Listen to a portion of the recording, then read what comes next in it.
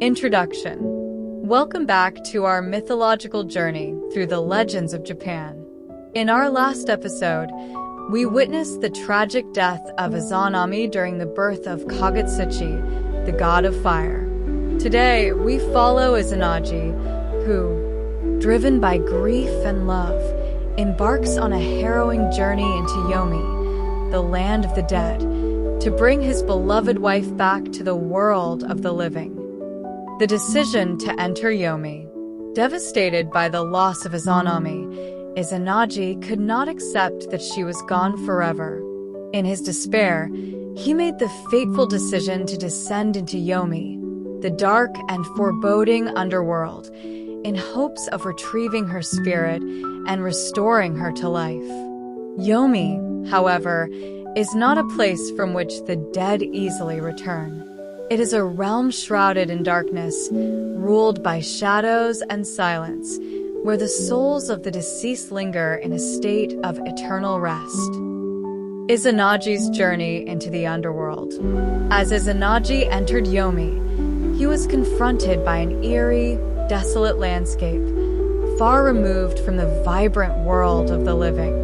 The air was thick with gloom, and the path ahead was treacherous, lined with obstacles that sought to deter the living from entering the realm of the dead. Yet, Izanagi pressed on, driven by his love for Izanami and the hope of reuniting with her. The encounter with Izanami. After what seemed like an eternity, Izanagi finally found Izanami in the depths of Yomi. However, she was no longer the radiant goddess he had known. Izanami, now a spirit of the underworld, warned Izanagi not to look at her, for she had eaten the food of Yomi and was bound to its dark realm. Desperate, Izanagi disregarded her warning and lit a fire to see her face. What he saw horrified him. Izanami's body had decayed, and she was now a terrifying figure, forever changed by death. The pursuit.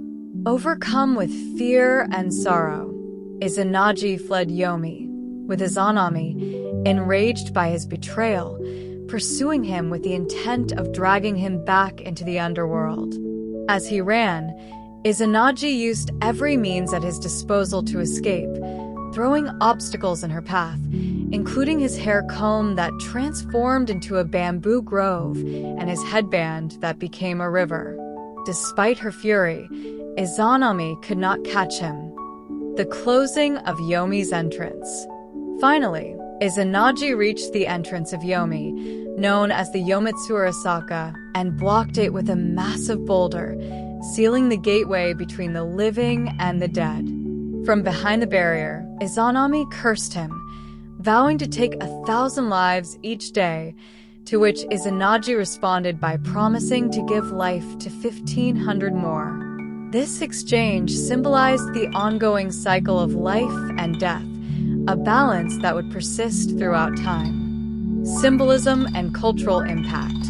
Izanagi's journey into Yomi and his encounter with Izanami represent the irreversible separation between life and death. In Japanese culture, Yomi is not just a place of punishment, but a realm where the dead reside in quiet stillness. This story underscores the importance of respecting the natural order and the boundaries between life and death.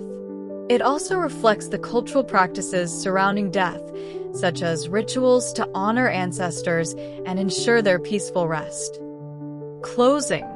As we continue our exploration of Japanese mythology, our next episode will focus on Izanagi's purification ritual after his escape from Yomi, a pivotal moment that leads to the birth of new deities, including the sun goddess Amaterasu. Make sure to subscribe and stay tuned as we uncover more tales from the rich tapestry of Japan's ancient legends.